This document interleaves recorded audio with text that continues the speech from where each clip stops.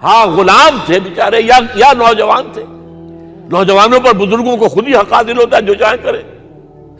اور غلام تو ملکیت ہوتا ہے, زندہ ذبح کر دے تبھی کوئی پوچھنے والا نہیں. تو جو بیت رہی تھی بلال پر, ابو فقیہ پر, زنیرہ پر, جو ان پر بیت رہی تھی, جو خباب پر بیت رہی تھی, جس طرح ہلاک کیا گیا ہے حضرت سمیہ کو, حضرت یاسر کو, یہ ساری تکلیفیں انہیں بھی تھی. لیکن کیا اس کا یہ بالواسطہ ایذا محمد کے لیے نہیں تھا صلی اللہ علیہ وسلم. آپ کے ساتھی آپ کی جانثار ہیں, لیکن آپ ان سے بھی کیا کہیں, فصبروا فصبروا فصبروا. جب ابو جہل بدترین ٹارچر کر رہا تھا حضرت سمیہ اور حضرت یاسر کو رضی اللہ تعالی عنہما, آپ کے علم میں ہے کیسی کیسی ٹارچر کی ہے. جوان بیٹے کو باندھ دیا ایک ستون کے ساتھ, اس کی نگاہوں کے سامنے برہنہ کیا ہے ماں کو.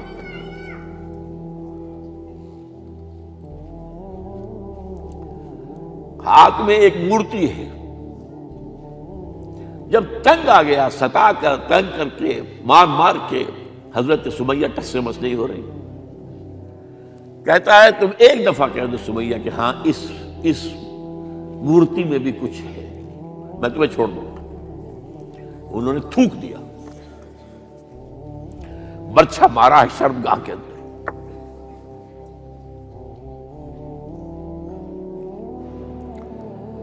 کتنی تکلیف پہنچی ہوگی حضور کو, لیکن آپ گزر رہے.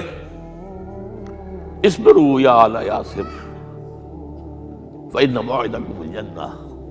اے یاسر کے گھر والوں صبر کرو, تمہارے استقبال کی تیاریاں ہو رہی ہیں جنت. یہ سیرت کوئی بلاتا سناتا ہے, یہ سیرت. یاسر کے ساتھ کیا کیا ہے, 4 اونٹ نر سانڈ, اور ان کے ساتھ رسے باندھ کر ایک رسے سے ان کا ایک بازو باندھا, ایک سے دوسرا بازو, ایک سے ایک ٹانگ, دوسرے سے دوسری ٹانگ. انہیں دوڑایا ہے کہ پرکھتے ہو جیسے قسم کے. یہ دین ایسے ہی قائم نہیں ہوا. عدل و انصاف کا نظام ٹھنڈے ٹھنڈے قائم نہیں ہوتا, گھر میں آرام سے بیٹھے ہوئے قائم نہیں ہوتا. اور سنیے, 3 برس شیب بنی ہاشم کے تو قید ہے, 3 برس. اور یہاں کی قید پر قیاس نہ کریں. یہاں تو جیل میں کھانے کو ملتا ہے, راشن ملتا ہے, جیسا بھی ملتا تو ہے نا. اور لیڈروں کے لیے تو class A class B class ہے. آپ تو ان کا تو لیڈر تو لوگ جب آتے ہیں جیل کاٹ کر معلوم ہوتا ہے کہ شاید کسی صحت افزا مقام سے تشریف لا رہے ہیں. وہاں کیا تھا, ٹوٹل بائیکاٹ. ایک گھاٹی, ادھر پہاڑ ادھر پہاڑ, دونوں طرف جو ہے پہرے, کوئی کھانے پینے کی چیز اندر نہیں جائے گی. اور پورا خاندان بنی ہاشم, وہ بھی کہ جو ایمان نہیں لائے, وہ قبائلی زندگی تھی نا. بنو ہاشم چونکہ حضور کو پشت پناہی چھوڑنے کو تیار نہیں ہوئے, ابو طالب نے آخری وقت تک بھی ساتھ نہیں چھوڑا. ہاں آخری وقت کے قریب ایک بات ہو گئی تھی. ایک مرتبہ تو ہوا کہ وفد آیا ہے قریش کا کہ اپنے بھتیجے کو روک لو, وہ ہمارے معبودوں کی توہین کرتا ہے. ابو طالب نے بلایا اور آپ سے کہا کہ یہ کچھ اپنے رویے کو بدلے. آپ نے فرمایا چچا جان, اب تو چاہیے میرے ایک ہاتھ پر سورج اور دوسرے پر چاند رکھ دے, میں اپنے اس مشن کو چھوڑ نہیں سکتا. یہ ہے استقامت. اور ابو طالب کے عین انتقال کے وقت جو معاملہ ہوا, جب وفد آیا ہے کہ ٹھیک ہے اب ہمارا جو ہے صبر کا پیمانہ لبریز ہو گیا ہے, اب ٹھیک ہے آ جاؤ میدان میں, تم بھی ساتھ چھوڑنے کو تیار نہیں ہو. ابو طالب نے بلایا, بھتیجے مجھ پر اتنا بوجھ نہ ڈالو جو میں برداشت نہ کر سکوں.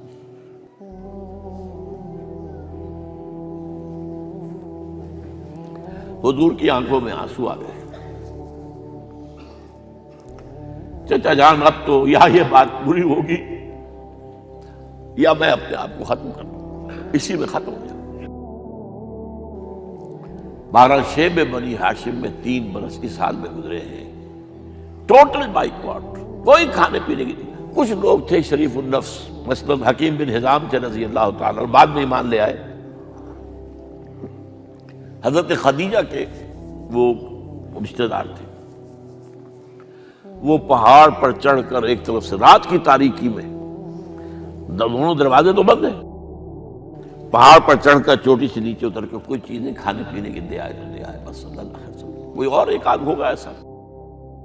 یہاں تک نوبت آئی ہے کہ بنی ہاشم کے یہ پھول جیسے بچے معصوم بھوک سے بلبلا رہے ہیں، اور اس کے سوا کچھ نہیں ہے کہ سوکھے چمڑے ابال کر اس کا پانی ان کے حلق میں ٹپکا دیا جائے۔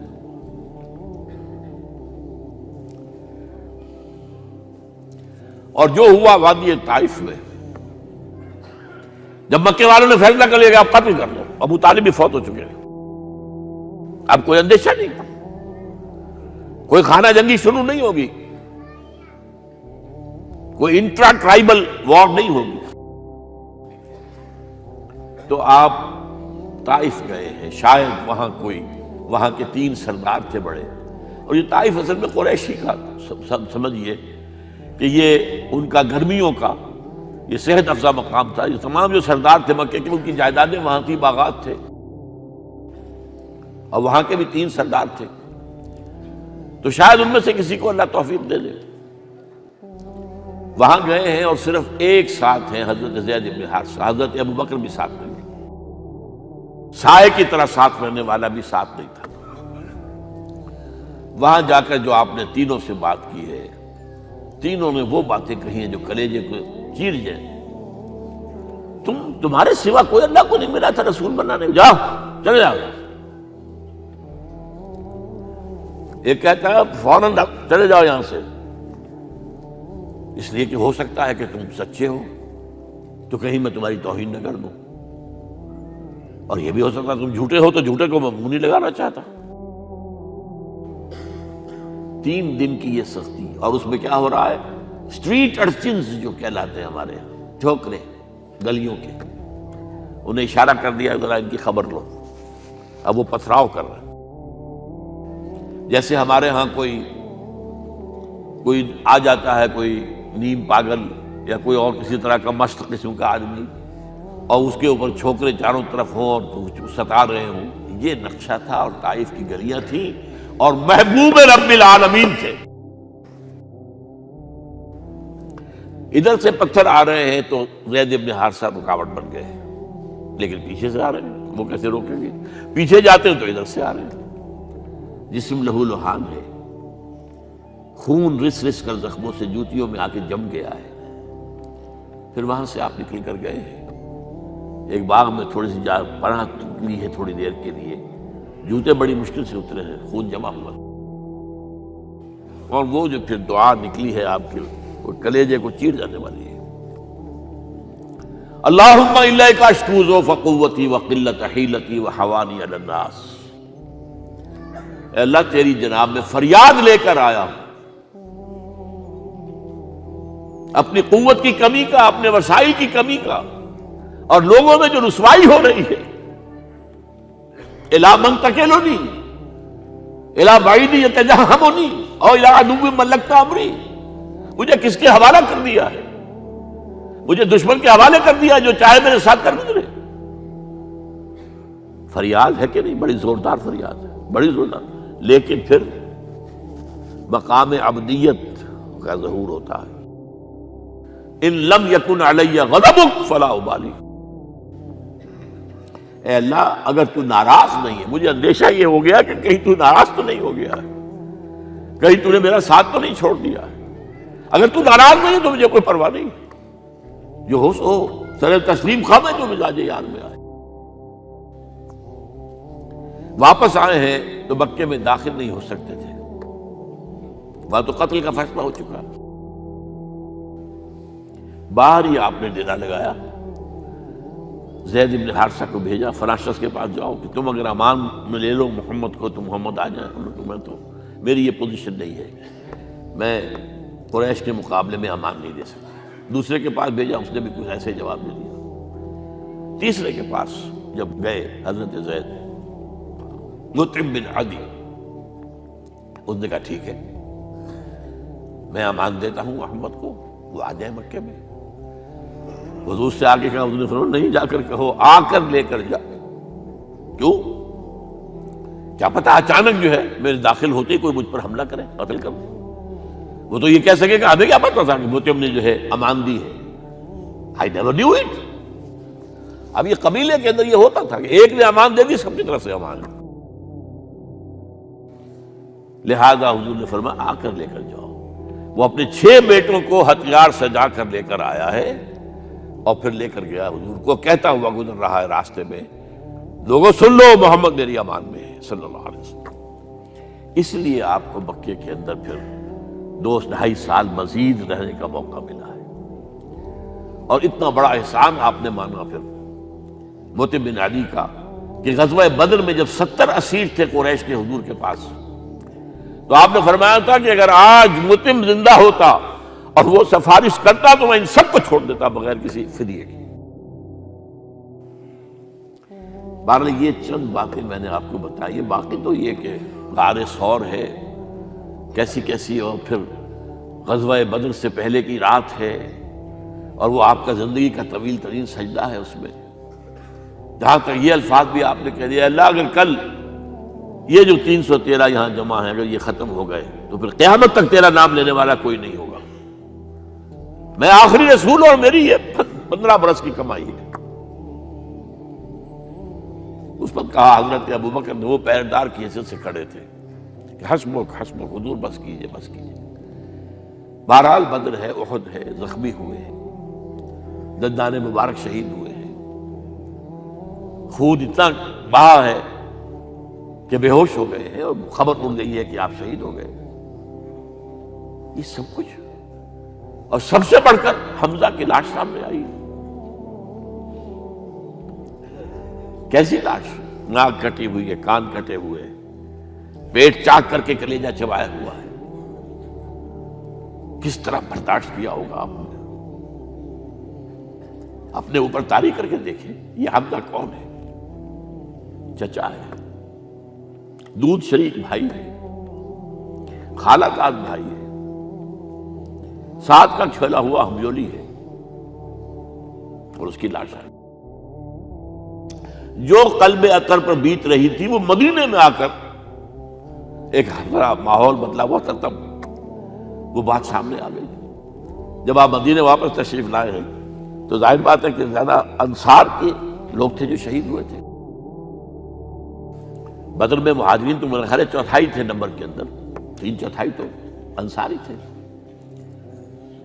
اسی طریقے سے احد کے اندر معاملہ ہے، تو مختلف گھروں سے عورتوں کے بین کرنے کی آوازیں آ رہی تھی، اس لیے کہ اس وقت تک بین کرنا حرام نہیں قرار دیا گیا تھا، ممنوع نہیں تھا۔ آوازیں سن کر حضور کی زبان مبارک سے نکل گیا، اما حمزہ تو فلا بواکی لہو، ہائے حمزہ کے لیے تو کوئی رونے والی بھی نہیں ہے۔ اس پر پھر صحابہ نے، انصار نے اپنے ہاں کی خواتین کو حضرت صفیہ کے ہاں بھیجا، وہ سگی بہن تھی، وہاں انہوں نے جا کے یہ بھی تعزیت کی بہن کی۔ غزوہ احزاب کا آپ نے سن لیا، اسوہ رسول پر نہ معلوم کیا کیا باتیں چیز لوگوں میں مشہور ہو گئی ہیں۔ اسوہ کا لفظ آیا کہاں ہے قرآن میں؟ سورہ احزاب میں۔ وہ اسوہ کیا تھا؟ جب خندق کھودنے کا فیصلہ ہوا ہے تو خندق کھود رہی ہے، حضور بھی لگے ہوئے ہیں، بھاری بھاری پتھر اٹھا کر کندھے پر لا کر باہر پھینک رہے ہیں، پتھریلی زمین تھی، ایک پتھر کسی سے ٹوٹا نہیں تھا، تو حضور نے جو ہے 3 دفعہ جو اس کے اوپر ضرب لگائی تب ٹوٹا ہے۔ لیکن یہ کہ کئی دن کے فاقے ہو چکے تھے، کھانے کو کچھ نہیں، پورا محاصرہ تھا، 12,000 کا لشکر گھیرے ہوئے، یہاں تک کہ آپ کو معلوم ہے کہ گھروں کے اندر بیت الخلا تو نہیں ہوتے، باہر جاتے تھے قضاء، اس کا کوئی امکان نہیں۔ شدید ترین آزمائش جو ہوئی ہے اس کا نتیجہ ایک طرف یہ نکلا کہ منافقین کا نفاق ان کی زبانوں پر آ گیا۔ قرآن مجید میں ہے یہ انہی آیات میں، ما وعدنا اللہ ورسولہ الا غرورا، ہمیں تو اللہ اور اس کے رسول نے دھوکہ دے کے مروا دیا۔ ہم سے کہا تھا کہ قیصر و کسریٰ کے خزانے تمہارے قدموں میں آئیں گے، اور حال یہ ہے کہ ہم رفع حاجت کے لیے باہر نہیں جا سکتے، کھانے کو کچھ نہیں۔ اس وقت کچھ صحابہ آئے ہیں حضور صلی اللہ علیہ وسلم سے، دیکھیے فاقے سے کمر دوہری ہوئی جا رہی ہے، ہم نے اپنے پیٹوں پر پتھر باندھے ہوئے، چادروں کے ساتھ پتھروں کو کسا ہوا تاکہ کمر سیدھی رہے۔ حضور نے اپنا کرتا مبارک اٹھا کر دکھایا، 2 پتھر میں، یہ ہے اسوہ، یہ ہے آپ کی سنت، آپ کا اسوہ حسنہ۔ لیکن اس اسوہ حسنہ سے فائدہ کون اٹھا سکتا ہے؟ لقد کان لکم فی رسول اللہ اسوۃ حسنۃ لمن کان یرجو اللہ والیوم الآخر وذکر اللہ کثیرا۔ اسوہ تو اپنی جگہ ہے، قرآن میں ہدایت سب کے لیے، ھدی للناس، لیکن فائدہ اٹھائیں گے صرف متقین، ھدی للمتقین، ہے سب کے لیے، اسوہ سب کے لیے ہے، لیکن استفادہ وہی کر سکے گا جو 3 شرطیں پوری کرے، اللہ اور یوم آخر پر ایمان، اور اللہ کا ذکر کثرت کے ساتھ کرے۔ بہرحال یہ میں نے آپ کے سامنے اس حوالے سے رکھا ہے، یہ اسوہ جو ہے حضور کا، یہ ہم پر اتمام حجت ہے۔ دیکھیے نوٹ کیجئے، پوری نوع انسانی پر اتمام حجت، اسلام کا نظام عدل اجتماعی جو قائم کر کے دکھا دیا، حجت قائم، اسے انگریزی میں کہتے ہیں اٹس ڈویبل، کیا جا سکتا ہے، یہ کام ہو سکتا ہے، اس لیے کہ زمین پر قدم بہ قدم چل کر یہ انقلاب آیا، محنت سے آیا، مشقت سے آیا، ایثار سے آیا، قربانیوں سے آیا، تکلیفیں جھیل کر آیا، صبر و مصابرت سے آیا، استقامت و مقاومت سے آیا۔ یہاں پر معجزوں کی کار فرمائی نہ ہونے کے برابر ہے۔ یہاں دھوپ سے بچانے کے لیے کوئی اللہ نے صاحبان نہیں دیا، ظل اللہ علیکم الغمام، اور بھوک سے بچانے کے لیے من و سلوہ نازل نہیں ہوئے۔ غزوہ تبوک میں ایسا بھی ہوا ہے کہ 3 مجاہدین کا 24 گھنٹے کا راشن ایک کھجور، ایک نے منہ میں رکھی، کچھ چوس لی، کچھ گلوکوز چلا گیا اس میں سے، دوسرے کو دے دی، اس نے چوس لی، پھر تیسرے کو دے دی۔ من و سلوہ نازل نہیں ہوئے، محنت، مشقت،